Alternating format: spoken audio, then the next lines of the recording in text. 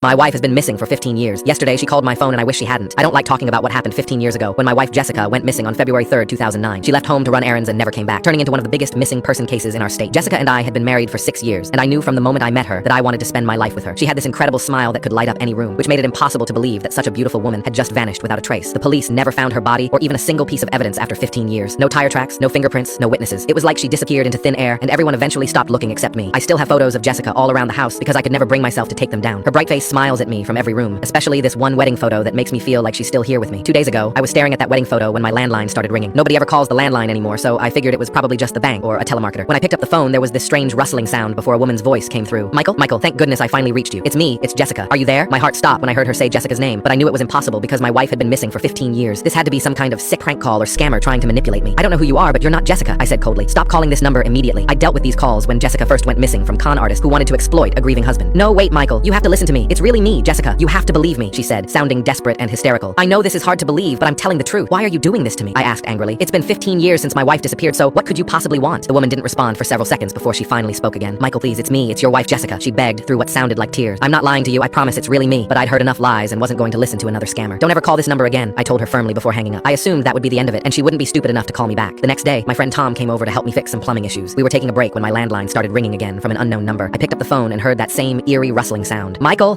thank goodness I finally reached you. It's me, it's Jessica. Are you there? It was definitely the same woman using the exact same words as before. I told you not to call this number, I hissed before hanging up. Tom looked confused about what was happening. Who was that? Yeah, I heard you mention Jessica's name. Just some prank caller pretending to be Jessica, I explained. I thought I'd left all this behind when I changed my phone number. Tom suggested I report it to the police, but I said there was no need. The next morning, I woke up, and as soon as I walked downstairs, the phone started ringing again. I decided to give her a stronger warning about involving the police, which would definitely scare her away. I picked up the phone and heard that same rustling sound that made shivers run down my spine. Michael, thank goodness I finally reached you. It's me, it's Jessica. Are you there? If you don't stop calling, I'll have no choice but to involve the police, I warned her. This is harassment, and if you want money, you should try conning someone else. I hung up before she could respond. The next morning, I was woken up by loud, persistent ringing. I rushed downstairs to catch the call so I could threaten legal action. I picked up the phone and heard that familiar, creepy rustling. Michael, thank goodness I finally reached you. It's me, it's Jessica. Are you there? I gave you a warning that if you called again, I would take legal action, I said loudly. You've gone too far now. Michael, no, it's really me. I would never lie to you. It's me, Jessica, your wife, she pleaded in that high-pitched voice I couldn't stand. You're not Jessica, and I know you're not Jessica, I told her bitterly. I will be taking action, so goodbye. I know that woman wasn't Jessica, and I know it for an absolute fact. I know it because on February 3rd, 2009, Jessica was killed, and I was the one who killed her. Jessica was incredibly beautiful, and I couldn't believe my luck when she started showing interest in someone like me. I loved her for every second of our marriage, even when I discovered she was cheating on me with one of her coworkers. I had accidentally found romantic messages between them where she was planning to leave me for him. I couldn't let that happen because I couldn't bear to lose her, so I killed her because it was the only way she would be mine forever. When the police arrived, I told them she had gone out to run errands and never came home, which became the lie that ended up on national news. 15 years passed, and no one ever saw through my story. I was about to walk upstairs when I heard a small tapping at the window, followed by the sound of it opening. Then I heard that rustling sound right here in my own house, which paralyzed me with fear. Michael, thank goodness I finally reached you. It's me, it's Jessica. Are you there? The voice was coming from inside the house.